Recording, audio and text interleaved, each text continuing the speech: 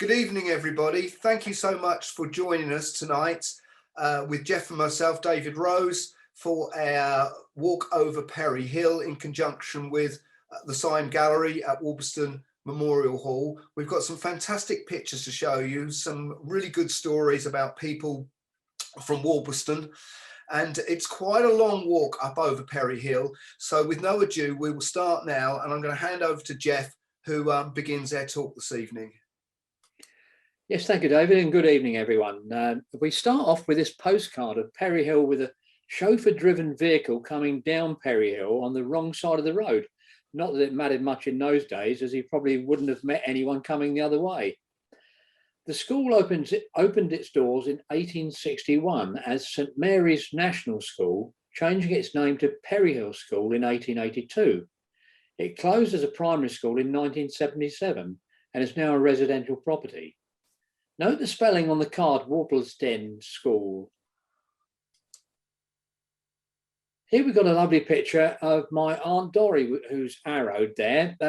These are pupils at the school in 1909, and she's aged 10. I've also got a copy of the school admission register from 1950 to 1955, and here's my name underlined. I've joined on the 9th of the 1st, 1951, along with a dozen other children, at the tender age of 4 years, 10 months. Here's another picture of the school, quite an old one, and note the low-level buildings to the right. These were the air raid shelters. Now we're going to slip across to the road to Maryland. Now, Maryland was once the old rectory for St Mary's Church and dates back to the 18th century. In 1918, Lord Elphinstone bought the old rectory and renamed it Maryland. However, he didn't reside there permanently. His youngest son, Andrew Elphinstone, a cousin of the Queen, succeeded Canon Sidney Cornell as rector of St Mary's Church in 1953, and with his wife Jean, made their home at Maryland. The then Princess Elizabeth was godmother to their daughter Rosemary and attended St Mary's Church for the christening with Princess Margaret and Lord Mountbatten.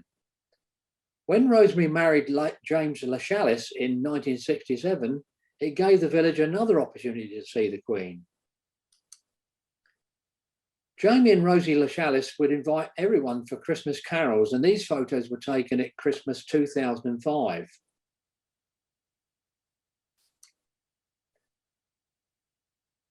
Now, these youngsters have grown up now, obviously. It's the fireplace of the house. And this picture shows my godson, Richard Mockery, playing Mrs. Woodruff's Steinway piano. The house is presently owned by David Searle and his wife, Krista. Now we're going to move up the hill now to a house called Worplesdon St Mary. This was originally called the Firs, and it was occupied by Joseph William Baxendale, director of Pickford's and his family, plus 8 domestic staff. It then became Worplesdon St Mary and was later occupied by Annie Cunliffe, a widow aged 61, and her daughter Mary aged 34, together with an assortment of servants. Annie died in 1902. Now here's a picture of Miss Mary Cunliffe with one of her dogs, with a view of St Mary's Church in the background here. In 1935, Worplesdon celebrated the Silver Jubilee of King George V in grand style. There were Jubilee mugs for the children, tea and medals for the old people, and a competition for best decorated house. The King's speech was read, and after a church service, 25 flares were lit and 25 rockets were launched. Earlier in the day, Miss Mary Cunliffe had set up a stall at the bottom of her drive, from which she dispensed glasses of beer to all comers, prepared to shout, "God save the King." We're back now on the main road, and this is a house that was called Friends Garth. I can't remember this myself, and we think it must have been pulled down in the early 1960s. but doing a little bit of research into it, and particularly looking at old Ordnance Survey maps, it is shown on the 1895 large-scale Ordnance Survey map. And then on a map in 1939, it is listed as Garth's Rest. The 1961 map marks it as an institute. And there's some thought it might have been perhaps a meeting house of some kind, perhaps for religious purposes. A bit of a lone place. It looks a bit scary in this view. And this, I think, is the only picture that is actually known of it. And then as we go up the road a little bit more, and a modern day picture, and you can see where the road used to run down. Some people may remember that. And of course, now it's becoming more and more overgrown. We've of course got the Mount in the background there. Now, this house was called the Mount and built in the middle of the island and was owned by Sir Henry Walker in 1840. It was also the home of Miss Mary Cunliffe following the sale of Worplesdon St Mary. The house is currently owned by Celia and David Willis. This is a time exposure shot that I took in the early 1960s of the one-way system. The headlights show obviously traffic from Guildford coming round the Mount in a clockwise direction, and the red tail lights show, these tail lights here show the tail lights going down towards Guildford. And you can just see the little red arrow there pointing that way. This is a super little piece of 8mm film taken by the late John Harris around 1961. It shows a major subsidence and bags of concrete have been used to shore up the slip. A major headache for traffic, I would have thought. You can see some of the earth there where it's moved down.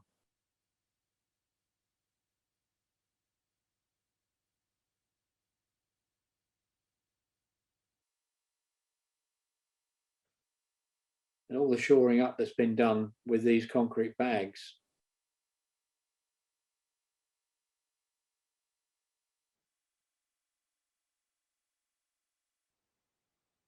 Here you can see the traffic coming up the hill, up Perry Hill from Guildford, and there's a red bus in the background there, and a great big queue of traffic. Now you can just imagine what a headache that was, because all this traffic coming up the hill would then have to stop down the bottom there and let traffic from the other way, as there was only one carriageway open at that time.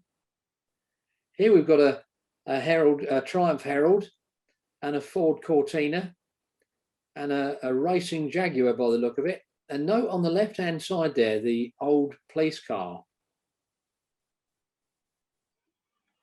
Now this is a picture of the southbound carriageway, and it's just a footpath. You can just imagine how on a bus it was very, very tight to get down through that carriageway there. Bearing in mind there's a path this side as well. Here's a view of the Green in 2020, looking the other way at the what was the White Lion and Dragon. You can see some houses on the Green there. And this is a picture going back to 1905. This is with the new, this is what's called the New Inn, what was the old New Inn in the foreground there.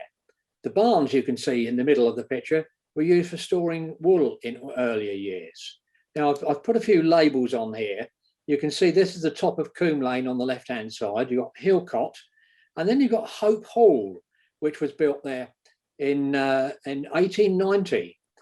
A well-known family gentleman called Mr. Pelham Clinton Hope, at his own expense, had a mission hall built in the garden of Perry Hill House by kind permission of Mr. and Mrs. Samuel Birch, my great uncle and aunt, who were staunch members of the Congregational Chapel, of which we will talk about later.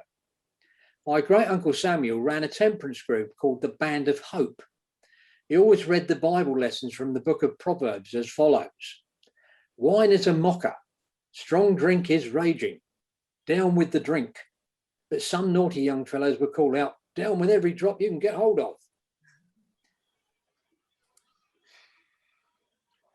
So the pub at the top of Perry Hill started out in the 17th century, and it was called the White Lion. There was a blacksmith shop next door. You might have just caught that in the previous picture. And also the village stocks were there. But in 1718, it became the New Inn. And this fantastic picture, which is taken in probably about, what, 1910, around then. So of course Sidney Sime would have known the pub, living almost opposite in Crown Cottage. He'd have probably known these people. On the far right, there is the publican, the landlord, William Brewer Buckle. But he also owned and rented 6 other cottages in the area, including a house called Deep Dean, which we'll see later, and some properties further down to Fox Corner. Now, the horse in this picture, there's a thought that it may have come from Merris Wood House as it is today. And evidently it would have been it was particularly difficult to shoe, so the story goes. And you can see there on the left, a guy holding a horseshoe there and a pair of pliers. That's Mr. Primmer, and we'll come across Primmers and Terrys a little later on. There's a picture of the pub with the foxes and hounds outside. Probably 1960s, winter scene, as you can see. It was still called the New Inn at that time. This is the pub that actually replaced the earlier one. It was the earlier one was pulled down around the end of the 30s, and this new roadhouse style pub was built, owned by Courage Barclays then, in anticipation of all the motor traffic that would be coming along the Worplesdon Road. But it reverted back to the original name of the White Lion in 1966. And as many of you know, who live there in Worplesdon today, it's gone through quite a lot of changes over the more recent years. Been a pub stroke Thai restaurant, and its future's a bit unsure at the moment, isn't it? And that's it, probably pitched at about the 1980s. That was when it was my regular pub. Here's another remarkable piece of 8mm film of an oak tree being felled, again taken by the late John Harris. I'm indebted to his son Tony for providing me with these wonderful pieces of film footage. They really are superb. As you can see, no health and safety in those days.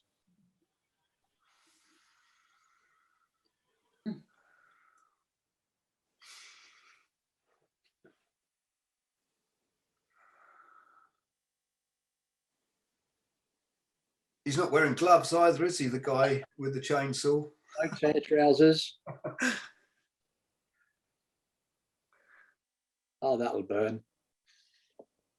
Surrey County Council, Merriswood Farm Institute.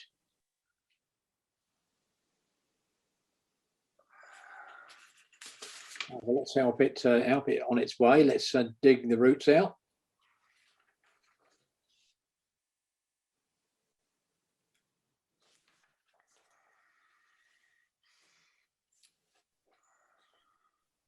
And there's the winch getting ready. Traffic still going by.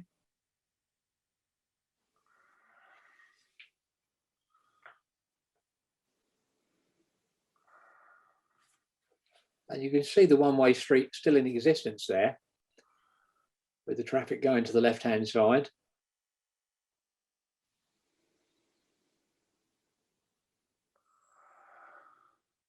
And we've got a few people here. We're not quite sure. I'm not quite sure who they are, but they're picking up the chips to burn on the log fire probably a bit later on. And here's the winch chugging away there. And oh well, yes, we've stopped the traffic now because we're going to have the tree fall down in the road.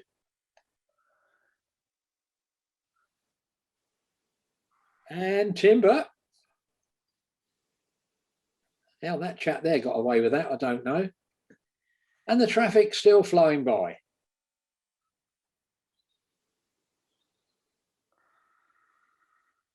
Oh, that's it. Get out of the way.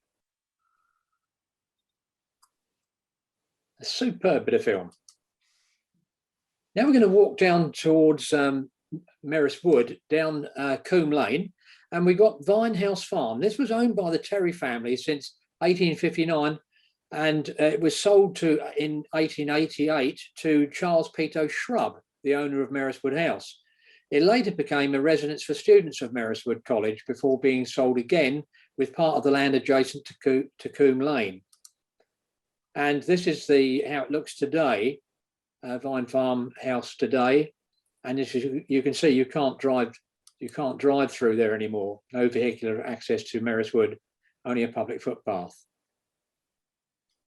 So this is a picture looking back the other way. You can see the old New Inn again, and the barn I was talking about that held that would have stored wool.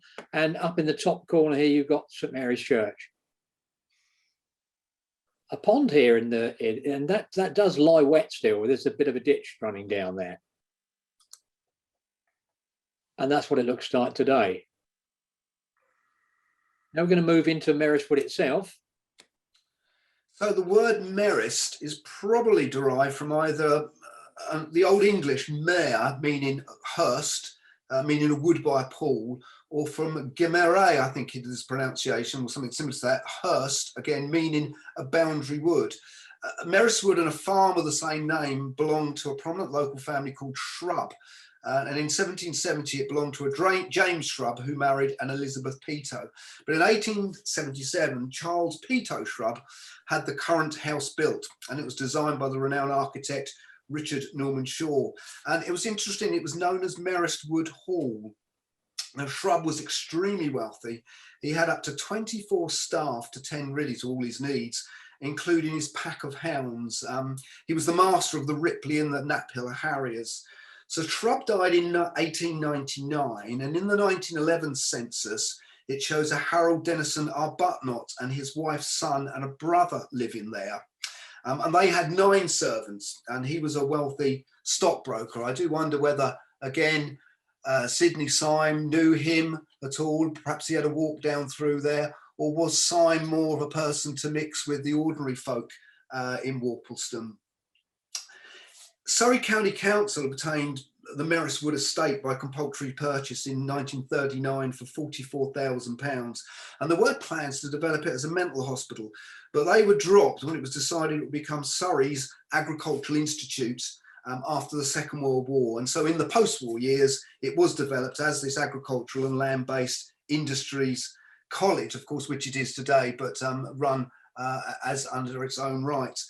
There was a bit of a disaster there in 1978. This was during the night of June the 15th and 16th, when the house was all but destroyed by fire. Thankfully, nobody was injured. We've got some pictures here. I think maybe some of the press pictures at the time. Here we can see the firemen working on the blaze, and the next 2 pictures show really the morning after. It, of course, as we know, was rebuilt. There were 2 students actually who were accused of causing the fire, which they said was an accident after they'd set fire to a newspaper bin as a bit of a prank, and that they were drunk at the time. At their trials at the Old Bailey, they were both found not guilty of deliberately starting the blaze, but of course they were expelled from the college. Now we're going to come back up Coombe Lane again with St Mary's Church in the background there, and the pub being now called the White Lion. And now we're going to come up to Rose Cottage, which was named after my mother, named Rose, built in about 1946-47 on part of the land which was my grandfather's farm. This was going to be my home for 21 years until I married in 1969. We've got another little film here with that shows the main drainage work was going on at that time, and this went up along by the side of Rose Cottage, up towards Uncle Jack's place, and we've got a big digger up there, waiting to put the drains in.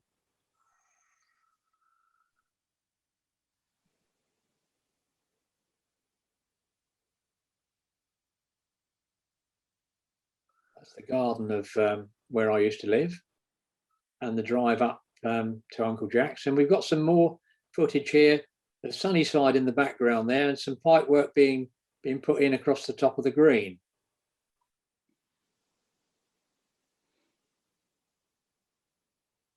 Are those molehills there, Jeff, do you think, in the foreground on the grass?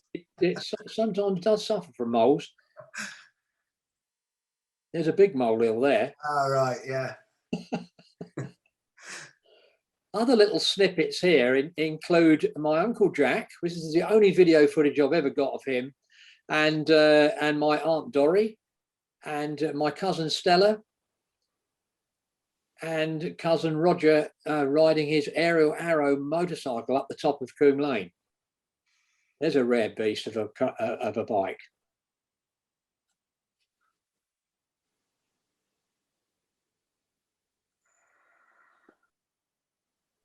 And a little clip of Primmer and Terry's old forge. So we're going to come to that in a moment. Now, my mum and dad were rose growers in particular, and here they are amongst the varieties of roses that they grew by grafting various rose buds onto rose stocks, which was absolute backbreaking work, absolute rows and rows. And the next picture shows Mr. Bromard used to take the roses down to Worplesdon station for us.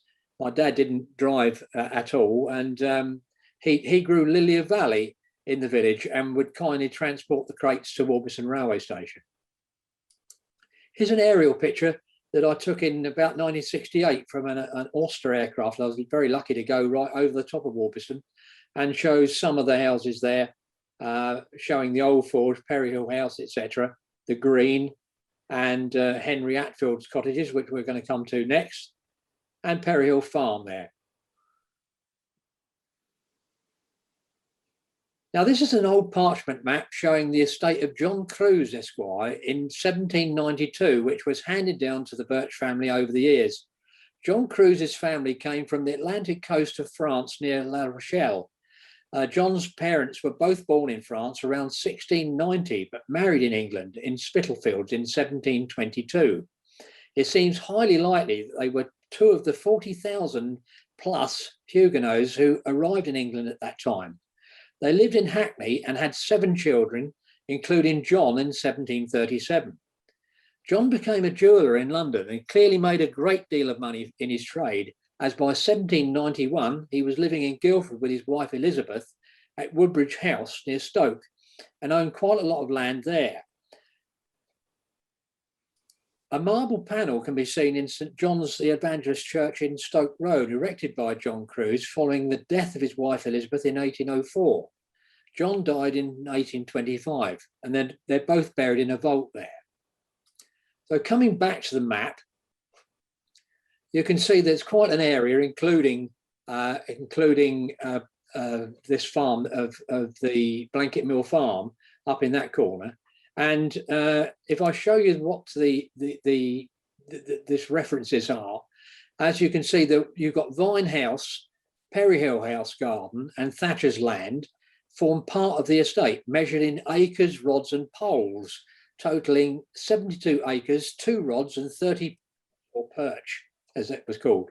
Note at that time, Coombe Lane was called Bilsallport Lane. I've always known Henry Atfield's cottages to be 3 separate residences. Various relatives of mine, including my Aunt Dorrie and some of her children, as well as my elder brother and sister, with their respective partners, lived at the Green and Inglenook when they were first married.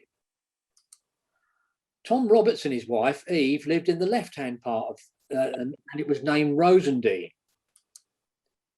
Tom was a very handy man to know, having his own lathe, which he kindly passed on to me when he emigrated to South Africa to live with his daughter in the 1970s.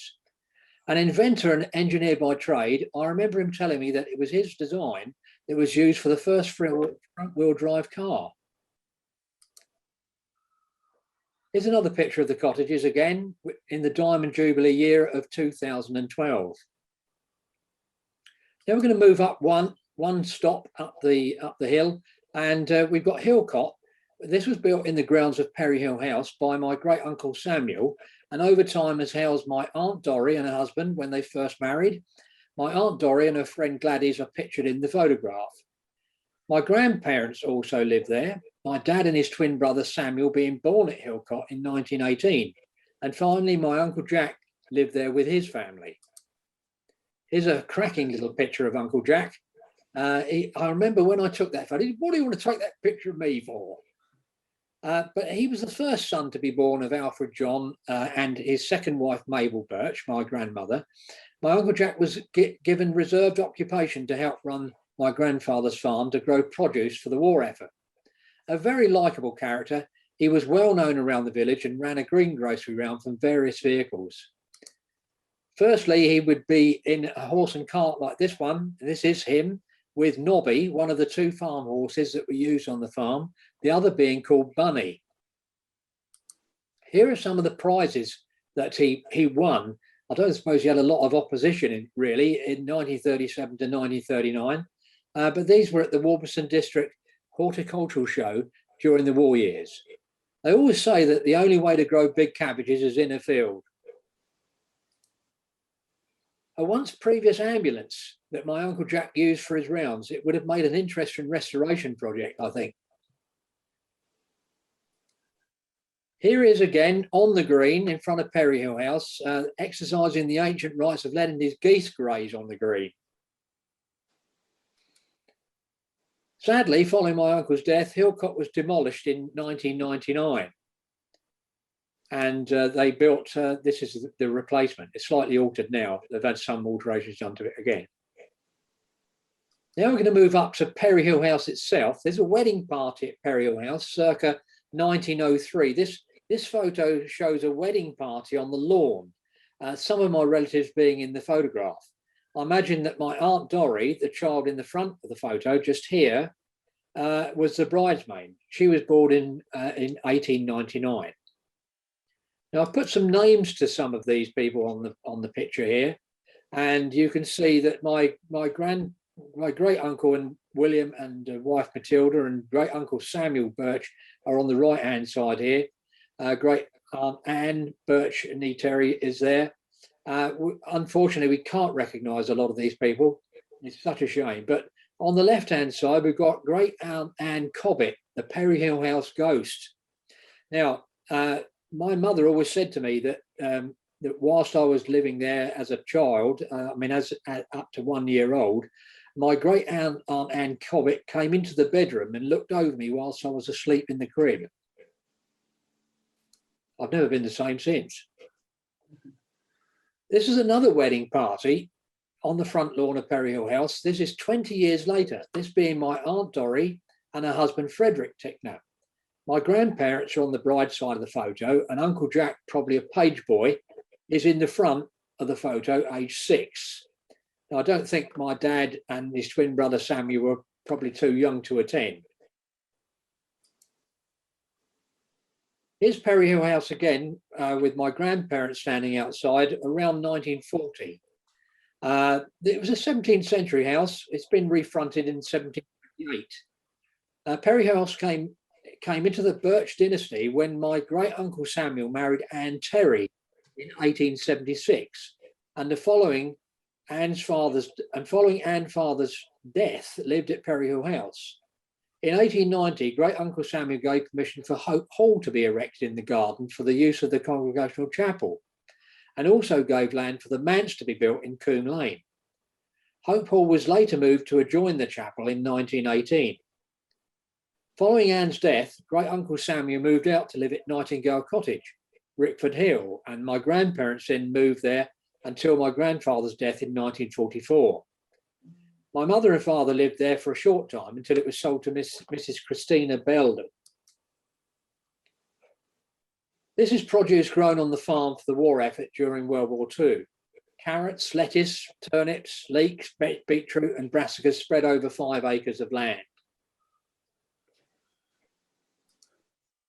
This is a ploughing invoice that I've got in a case here from M.O. Harper Limited for 3 hours ploughing for 10 shillings an hour in September 1946. And this lovely little winter scene is Christina Belden's grandchildren in 1963. There was snow on the ground, if you remember, some of you remember, in 1963 for 3 months. Here's Perry Hill House. This is around 1970. And upon Christina Belden's death, her son George and his wife Leah became the owners. Now here we've got a photograph of workmen and their tools, along with some of the Terry family, are my great uncle Samuel and his wife Anne. The building was originally erected as a fodder store for the Windsor Forest, later belonging to the Abbot of Waverley, who bred sheep and had it used for an auction room and store for the wool. From the beginning of the 20th century, it was run by the Primmer and Terry families until its closure in 1975. Mr. Charles Primmer and William Austin at the forge this picture was taken around about 1889. Note the different cartwheels waiting to have iron tyres fitted and the penny farthing bicycle wheel to the right. The poster on the right advertised an excursion to Ramsgate and Margate from Guildford via Canterbury on Wednesday, June the 18th, 1889. The price, 3 and 2pence or 1 and 7pence, return or signal. The railway journey would have been quite an exciting one in those days and would have run via Redhill, Tunbridge, Ashford and Canterbury, probably leaving Guildford around about 6 a.m. A horse tethered on the green in front of the old forge and Philp's shop, which we'll come to in a moment. Maybe it's my grandfather's horse, Nobby or Bunny. Here's part of a little song put together by Tony Harris about his recollections as a boy of Mr. Len Primmer and Mr. Ebenezer Terry.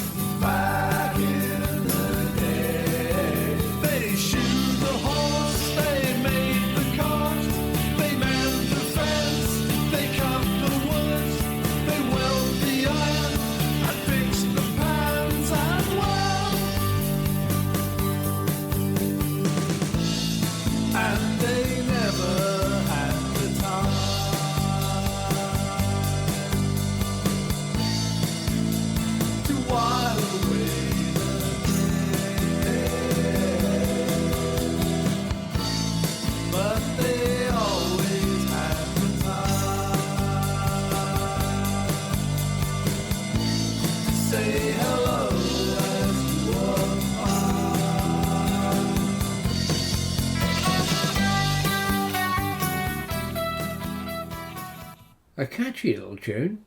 Thanks, Tony. Len Primmer proudly stands outside the forge with a wrought iron gate that he's made. And here's another picture of Len again, a master of his trade as a farrier. I just wish I'd taken more photos of him at work at the forge. The sign says funerals and cremations arranged. I trust the cremations weren't carried out at the forge. Here are 2 invoices for shoeing the 2 horses, Bunny and Nobby, in 1944 and 1945. 13 and 6pence and £1. The old forge just before it was demolished in 1975. And now we're going to move on to Philps's shop and garage. Frank and Mabel Philps bought the farrier's premises in 1912, this being previously owned by Mr. Charman. Frank's brother Frederick was already living opposite at Sunnyside.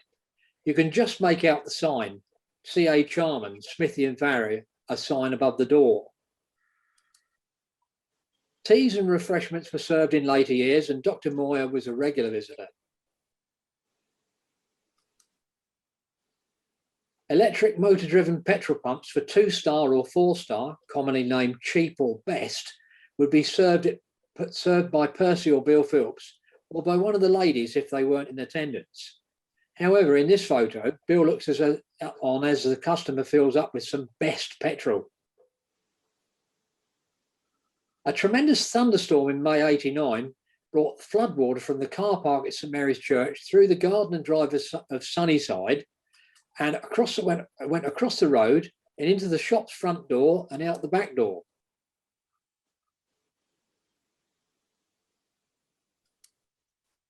This is a splendid motor vehicle and completes the scene in this photo. Selling just about everything from confectionery to garden produce and newspapers, it was a very well-used village shop, but sadly closed in July 1989 following 77 years in business. The shop is now called Perry Hill Antiques and is run by Dave Jenkins. Opposite Perry Hill Antiques is a house named Sunnyside, and this photo shows Amelia Philps outside her home in around about 1920. She and her husband, Frederick Lewis Philps, started a charity to assist poor aged residents of the ancient parish of Worplesdon. Following her death in 1953, she left the house in trust to the Congregational Chapel. One of the chapel deacons, Fred Laker, and his wife lived there until 1969, and my wife Pauline and I have lived there ever since. Amelia was the organist at the Congregational Chapel for 65 years. The Gray and Davison pipe organ she is playing was bequeathed by her to the chapel in memory of her late husband in 1937. This is Anne Philps. This is Amelia Philps's great niece, and she took her place as organist at the chapel. So now we come to Crown Cottage, just a few yards along from the green, and it dates back to about 1600s, and during its long life it was an inn known of course as the Crown, and evidently there was a skittle alley there at one time. If we look at the 1861 census and working along the properties on the west side of Perry Hill from the green, we have a John Collins listed as a publican, and that's likely to be the Crown, I'm sure. In the 1881 census, it lists the Crown with its licensed victualler as a Harry Barrett. I think that's what it is. The handwriting on the original census, the enumerator wasn't obviously that neat, and it's a little bit hard to make out. But that probably was the last publican there, because as many of you probably know, in 1904, Sidney Sime and his wife Mary came to Crown Cottage.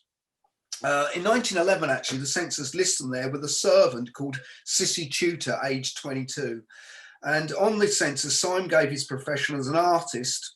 And in the column about industry or service within which he worked, the enumerator wrote journals and books.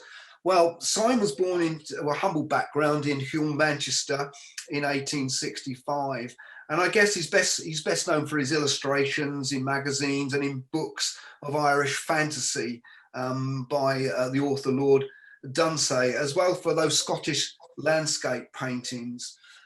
It seems Sime became a bit of a recluse from the art world associates he had during his later life, and I wonder perhaps he found time spent with Worplesdon's working class locals more to his liking. Some of those people, we've seen in these pictures that Jeff's shown, gosh, him and his wife must have known them, mustn't they? In his early years, of course, when Sime left school, he worked in coal mines, and he was largely self-educated. He eventually enrolled himself as a student at the Liverpool School of Art, and he worked self-employed as a sign writer for a while as well. And these are just some of the images that, of course, are at the Sime Gallery, which after our talk today, I'm sure Mary will give a bit of an update on the when it's going to be reopening post as we come out of the lockdown and everything.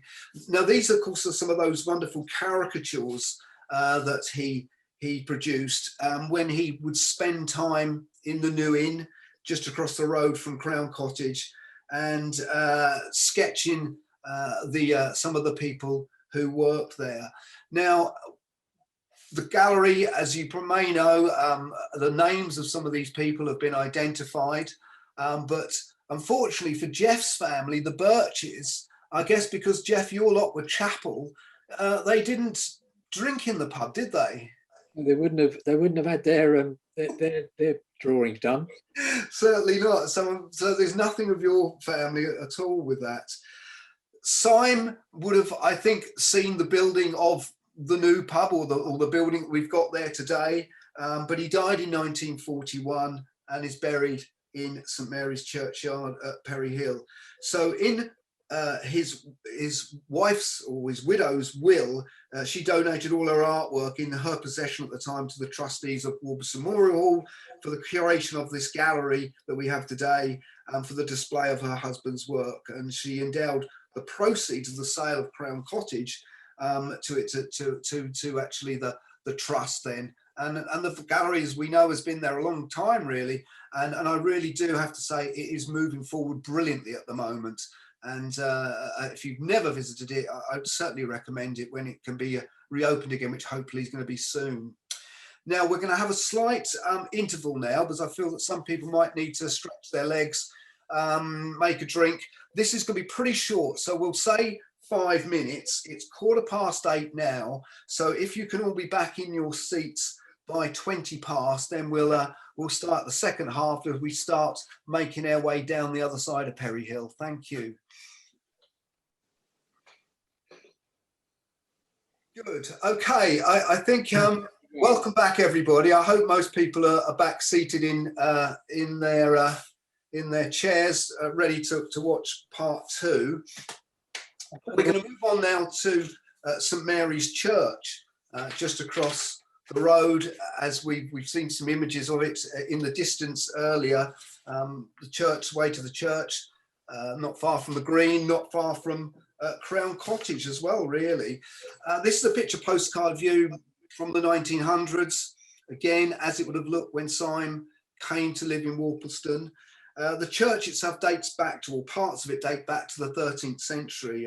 Its chancel and north chapel, the nave and the aisles go back to this period. The tower actually dates from the middle of the 15th century, and it's said to be the best of its period in the county of Surrey. These pictures taken to the south side. I just love this, the woodwork in this door here, and you've got that date there, 1591 on that. It's just absolutely gorgeous.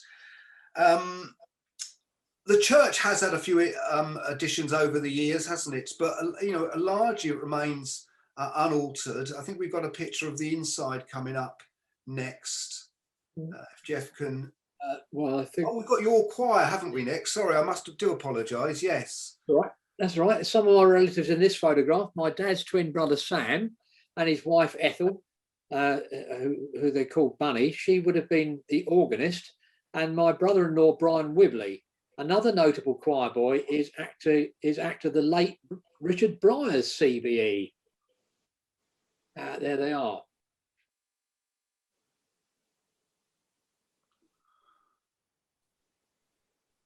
It's one of the magnolia trees, which of course is in full bloom now. We're just going out of bloom, unfortunately, but wonderful tree there. Here we have an illustration of the church, and you can see to the left this strange tower. There are no photographs of the tower because really it would have been pulled down before photography was invented. We have to go back to the French wars of the 18th century. And the Admiralty in Britain devised a various sort of signalling system along the south coast. They used flags and lamps. And then they set up a chain of hilltop locations between London and Portsmouth, where these semaphore towers were built, where they could actually send messages by signalling from one tower to the other, from London right the way down to Portsmouth. It was reckoned that it took about 20 minutes on a clear day to send this signal. But they then decided, the Admiralty, that it might be a good idea to actually see if they could create another line that would go all the way down to Plymouth. So it followed the route of the London and outside of London semaphore towers, and then there was a branch that came off at Worplesdon, from Chatley Heath to Worplesdon, and the idea was it would go on down to Plymouth, but pretty much it fizzled out because something called the electric telegraph was introduced and invented, and that really put paid to all these. The tower is long gone, but I think in the churchyard there is a plaque today that marks the spot where it's believed it stood. Here we've got a picture of the church bells that were under refurbishment in 2013. I think this one here had a slight crack in it, and that's why it had to come out to be mended. One of the many weddings they have at the church, although not many of late, is a local one at St Mary's, and they even had the Trotters were invited. We move down slightly now towards Rickford now. We're going down towards Hollow Trees. Now, Hollow Trees is a 16th century house with extensions to the left dated 1727 on a brick tablet. It was named Hollow Trees as the oak trees that once stood outside were hollow inside. In earlier times, the building was used as a laundry and dairy for Worplesdon Lodge, which is now Worplesdon Place Hotel. It also became the home of Dr. Cranston, and the surgery was situated to the right-hand part of the house. There it is in present day. Further on down, we've got Thatcher's Barn, one of many barns that stood in the area. This one is converted into a living accommodation. A couple of cars outside. Now, across the road, we've got Worplesdon Place Hotel, and that's over to you, David. Yeah, it appears that this building was built in about 1845 for a Sir William Boville. He was a lawyer, politician, and a judge, and it remained a private residence for about the next 100 years. And do you know what? I've not come across any old photographs of it, early 1900s, or anything much later, really. So we've had to use a present day picture of it. Several notable people lived in it down the years. There was a Joseph and an Elizabeth Baxendale, the wealthy Sir Richard Charles Garton and Lady Ellen Garton. And then from 1902 to 1937, it was Sir James Lewis Walker and Lady Catherine Featherstone Walker. So Sir James was a banker, and he also owned a newspaper in India. And it became then a hotel in about the 1950s, which, as we know, it still is to this day.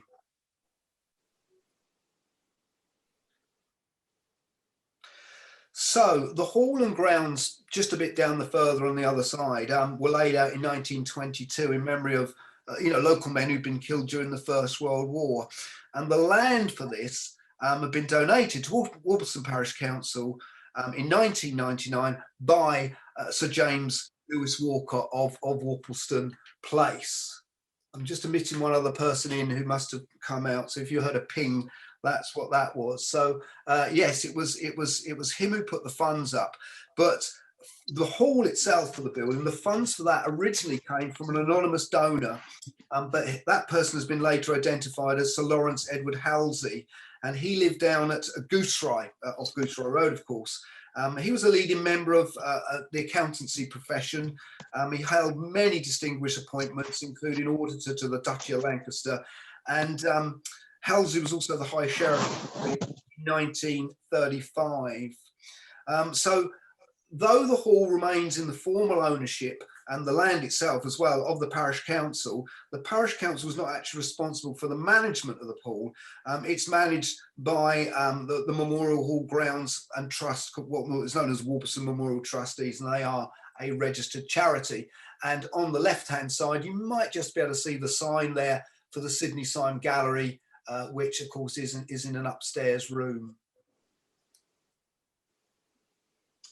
Just got a couple of pictures of the hall here. Gosh, this is Jeff and I. This is when we gave our talk, didn't we? And that I know the hall from the 70s when I used to come up here on perhaps a Friday or Saturday night for a disco.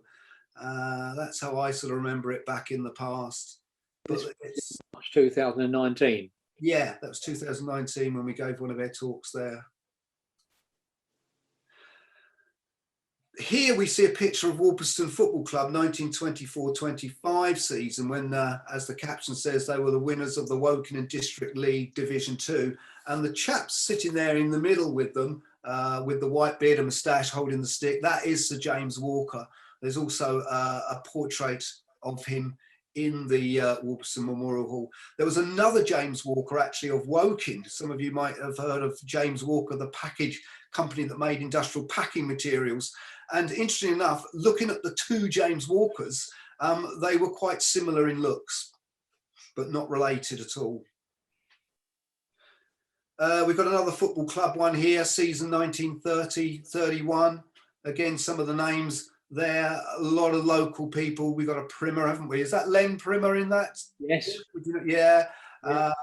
So we've got Clifford Heather on the left hand side. Yeah, lots of local names there. People, families that like the Birches have been around in Worplesdon for many years. Here's another photograph of a little bit later on in 1957, and it shows Cliff, Bill Webb, Cliff Heather, Tony Heather, Don Cannon, Eb Terry, and I believe this one has got four of the Wibley brothers in the same team. My sister marrying one of them in 1961. Here's some local lads. This isn't Worplesdon. This is Worplesdon team, but not Worplesdon as a ground. But they are Robert Stonnard, John Gardner, Terry Boylett, Austin Willoughby, Charlie Rose, and Peter Cottington, winning a local trophy. And here we've got Worplesdon cricket team in 1951. Here we've got Eb Terry on the right-hand side. He was the parish chairman at the time of the photograph. And in the middle, we've got Dr. Cranston and Lord Swathling, Lord Swathling in the cap. And says some Worplesdon cricket team in 1969 featuring some well-known Worplesdon names, Ahmed and Rashid Abdullah, and Don Cannon, Tony Heather, and umpire Bill Webb. And I think this picture was taken, there must have been a reopening of the pavilion or something new to the pavilion. And we've got Doctors Hillard, Cranston and Moyer at the opening. My Aunt Dorrie and her grandchild Linda, who I think is with us tonight, I think this is her here. Is my Aunt Dorrie and Linda here. Sundial Plain. Now you can't miss it really. It's right in the middle of that island there, just before you go down to Worplesdon Station. And here's an older picture of it in I would have said the 18th. Well, I don't know, 1910 maybe. Yeah, it's about 1910, Jeff. This is a postcard company called WHA, who their postcards are just absolutely glorious, beautiful, real photographic cards, always show lots and lots of detail in them. And what we can see there, the road's looking pretty good, Nick, but you can see those piles of stone there on that little green in there, but I'm probably there ready for repairs to potholes. Apparently there used to be an old poorhouse, and small house situated behind was a pest house. Now, the meaning of that is it's a type of building used for persons afflicted with communicable diseases such as TB, cholera, smallpox, or typhus, often used for forcible quarantine. Many towns and cities had one or more pest houses accompanied by a cemetery or a waste pond nearby for disposal of the dead. In this case, probably the pond in the adjacent Worplesdon Place Hotel. The grocery shop owned and run by Sid Christmas for many years, the post office being there as well. And it's now Esperian Hillside Hotel, which will probably open up again soon. So we've gone, or we're coming down Rickford Hill, but we're looking back in the other direction now. This is quite an intriguing picture postcard. It's part of a series by the very famous postcard publishers called Francis Frith, who were in Reigate. So they took picture postcards, all around the UK, and many in and around Surrey and the Guildford area. And some of you know I'm an avid collector of picture postcards.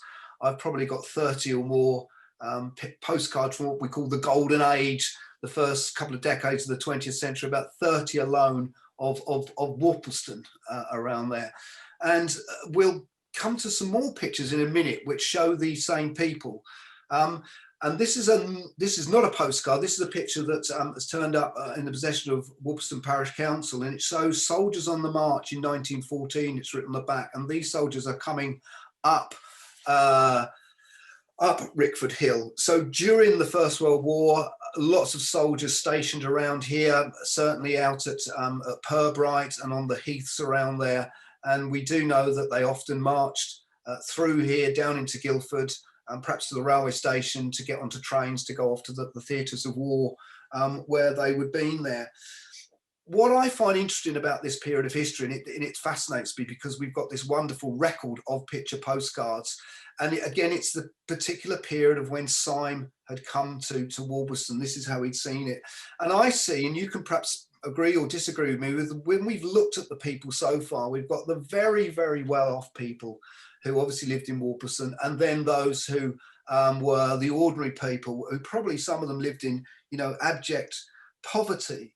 And the other thing I'd like to bring in here is the pronunciation. Most of us today say Worplesdon, but in fact, there's a lot of evidence that in bygone times it was known as Worplesdon.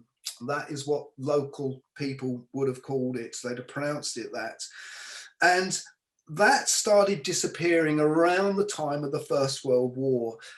What it seems to have happened is, and certainly in this case of Worplesdon and our other village called Burpham, which many people would have called Burpham, is that when the public telephone came into use, and we've got telegraph poles there, the young telephonists with their Westminster, somebody described them, accents, started calling our local villages, changing the name slightly, more refined, Worplesdon as opposed to Worplesdon.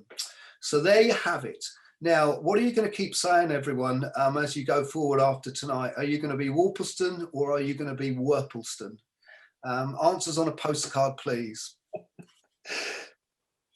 And another view of Rickford Hill. This one's not a postcard. I do have another card in my collection of about the same date as well. If we didn't show that tonight, we'd be here forever. Interesting, the trees here, isn't it? The road looks narrower. Perhaps it has been widened slightly over time. I'm not too sure about that. Sometimes pictures can be deceiving. Here's a present day picture that Jeff took. Gosh, he was trusting his luck to stand right in the middle of the road, and perhaps it's just the camera lenses then and today that sometimes distort the way that views look.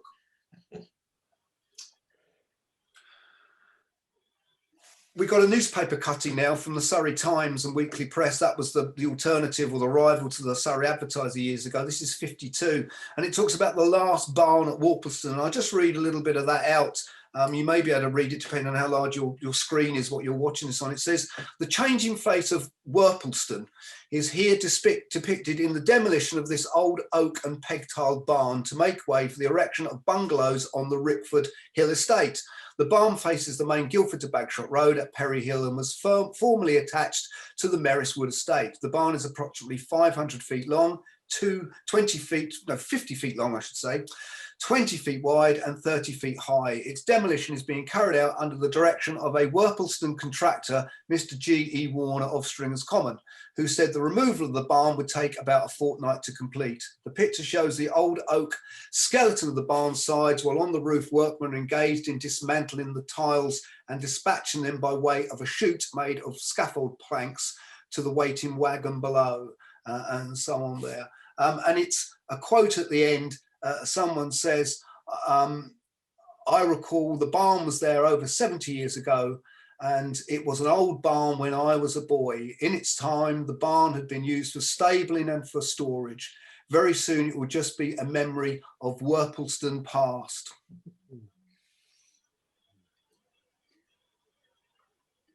Now we've got to the next house down. It's called the Limes, and now there was Mr.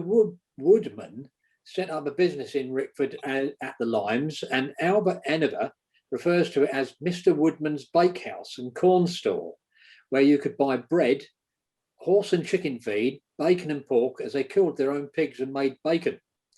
Despite the nearby presence of a competitor in Christmas Bakery, he must have been a successful grocer, since when he died in 1907, his estate was valued at £5,500. Worth about £666,000 today. You can see there's a chimney and etc. at the back here, and this is where we think that used to be.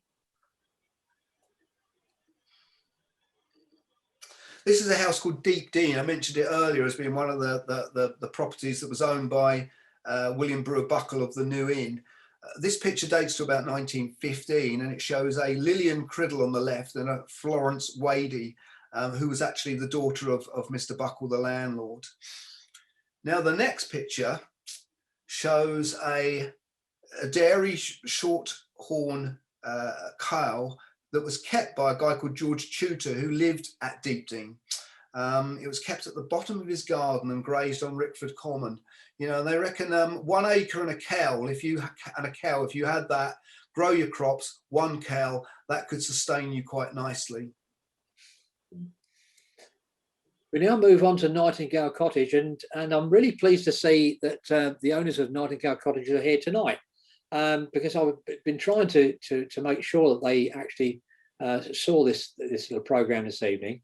Once owned by my great uncle Samuel and his second wife Maggie, Miss Beatrice Quennell, the chapel Sunday school superintendent, also lived there for many years. It had a well in the front garden, and following Sunday school, my brother and I would pester Miss Quennell so we could use the bucket on the end of the rope to wind down the well to fetch water to drink. No white lines in the road here in this Rickford Hill scene. There's one car in the distance there. Yeah, sorry. So that's a postcard from about the 1930s, Jeff, that one is. 1930s. Now we come to Perry Hill Chapel. Now, Perry Hill Chapel was first built in 1822, and Mr. Benjamin Hames, its first minister, sadly died of cholera in October 1849, aged 57. His body is buried under one of the front lawns in the chapel.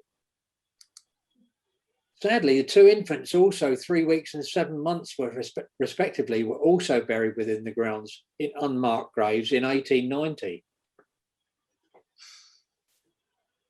Here we've got a photo of the Sunday school children, my brothers and sisters and myself included, and this was taken in 1952. Some 44 children there, 5 being family members.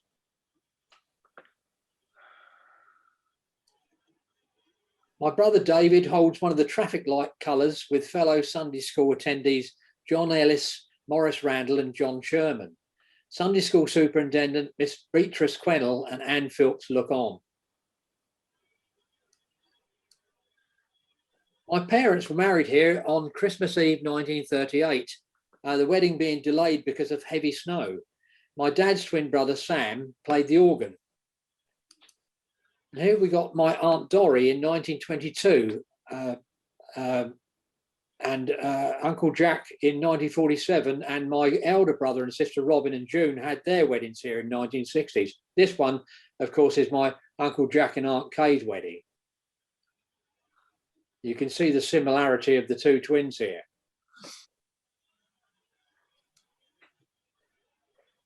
Written on the 2 pillars at the rear of the chapel were the 8 Beatitudes on one side and the 10 Commandments on the other. As boys, there was an ulterior motive to my brother David and I attending the Sunday school evening services, as we would sit in the choir seats next to Mr. Thomas, who lived in the cottage next door. He would give us both half a crown or a florin each. Here are the Beatitudes and the 10 Commandments that were on the right-hand side.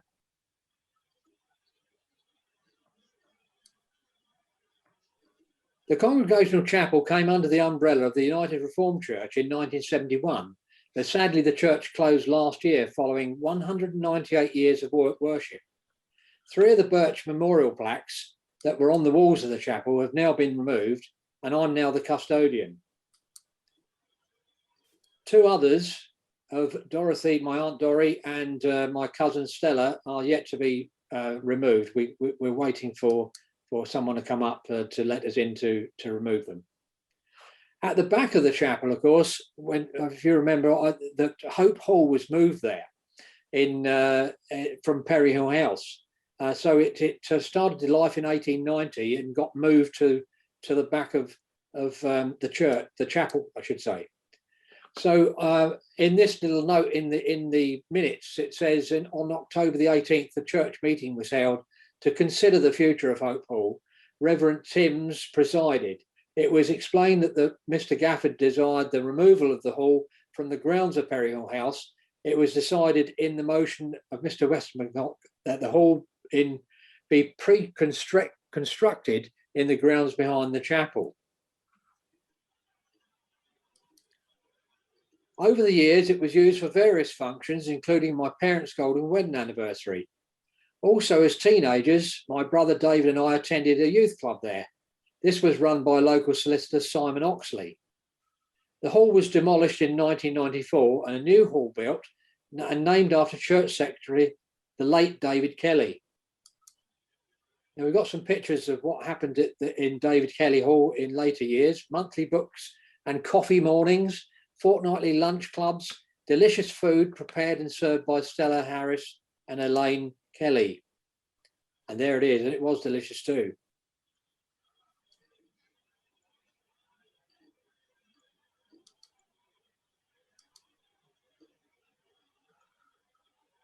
Here they are tucking in. You know, I think those pictures really do show community, don't they, of a village and sport. We've seen football and cricket on the memorial ground, but this was where Worplesdon originally played its cricket, or previously, and this was on an area which today is completely overgrown. So if you stand by where the chapel is and you look across, and you'll just see a mass of trees, but this was an open space. Now, in that postcard that I showed earlier, looking down when we were coming down Rickford Hill, and you saw those people looking up in the tree, you can actually see some of the same people with those hats on. I'm just wondering whether the ball was actually whacked as far across up Rickford Hill and they were searching in the bushes for it. Perhaps they were searching for birds' nests, I don't know. And then the picture that Jeff showed just before this that looked at the chapel, you could see it as well. Now, some people may also know that my interest in local history and history in general came about, or one of the reasons came about, by collecting old bottles and pots and jars and digging them from long gone rubbish tips. And this is a Harrods caviar jar that I actually dug from a little rubbish dump that was in the woods, which would have been just to the one side of the cricket pitch where the where Goosery Road goes off. And this was a little dump, just a small depression in the ground, a couple of feet deep, and some friends and I dug it out during one afternoon. We found a number of bottles, things like ink bottles, ginger beer bottles, and the caviar jar. And it would have had an early type of screw metal top on it. And I do just wonder who actually consumed that caviar. Could it have been Sidney Sime even? How did it get down there into this little rubbish dump? Did it come from the cottages opposite? People were known to dump their rubbish quite close to where they lived if there wasn't a regular collection of refuse. And I do wonder, and it's just a theory really, that possibly perhaps a domestic servant stole that out of the pantry of one of the big houses of one of the well-off persons and took it home, and then the family tried it out one night, and then the jar was flung into the rubbish dump next to the cricket pitch. Now, surprising it sounds to today, it must have been raised a few eyebrows in the late 19th century. Wine was made and sold in Worplesdon. As an added twist, it was made by John Christmas, a distant relation of the Christmases at the bakery fame. Further information about the farmhouse can be found on Richard Hartley's Rickford Hill History .com website, which we'll put up again later on. These two articles have come out the Surrey Advertiser and the Kelly's Directory, showing the different types of wine that was made. I've never come across any wine bottles embossed with Christmas on them. I do think that they probably would have used just plain bottles themselves. So no name bottles were used. I'd love to have one if one exists anyway, but there we are. But we move on to Christmas's Bakery. Still, of course, with us today, isn't it? Very, very popular. Established by James Christmas in 1860 as not only a baker's, but as a grocer's and a butcher's. And it's now run by the fifth generation of the Christmas family. And this is one of their family pictures. It's actually on their website. Lovely vehicle, isn't it? Parked out there in front of it. And here we have a picture that was taken last year.